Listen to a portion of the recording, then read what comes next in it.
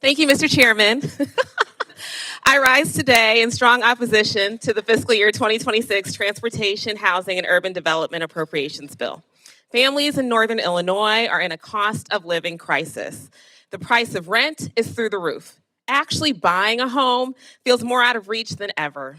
And working people are paying more and waiting longer to get work and back home every day. We heard Republicans talk endlessly about inflation and the cost of living before the election, but what have they done since? Nothing to lower costs, nothing to help families, nothing to make housing more affordable or transit more reliable.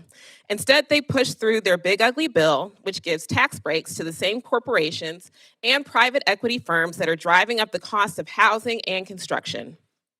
And now the bill before us today continues the Republican agenda of stealing from the poor to give to the rich.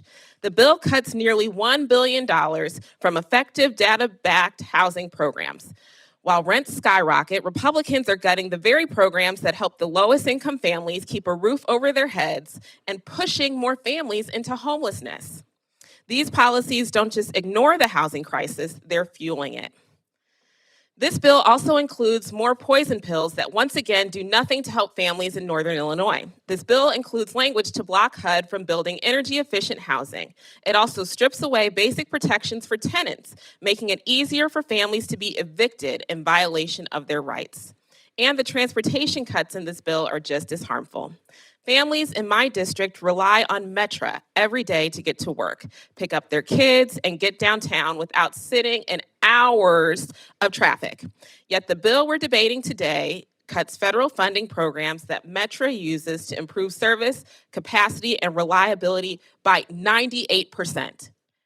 This means slower trains, longer wait times, worse service, more traffic on our roads, and more pollution for everyone. Guys, this is so terrible.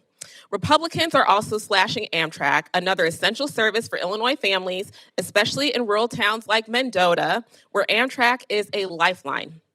These communities will be hit the hardest. But once again, the Republican answer to popular government services is cut it. Dismantle it. Give it away to big corporations who will charge us more.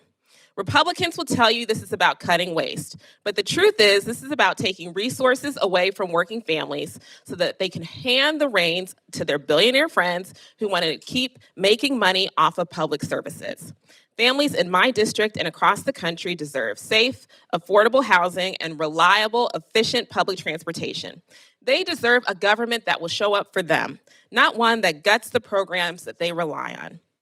With this bill, Republicans are once again failing to address the cost of living crisis that is crushing families in Northern Illinois. I urge my colleagues to reject this cruel, out-of-touch bill, and I yield back.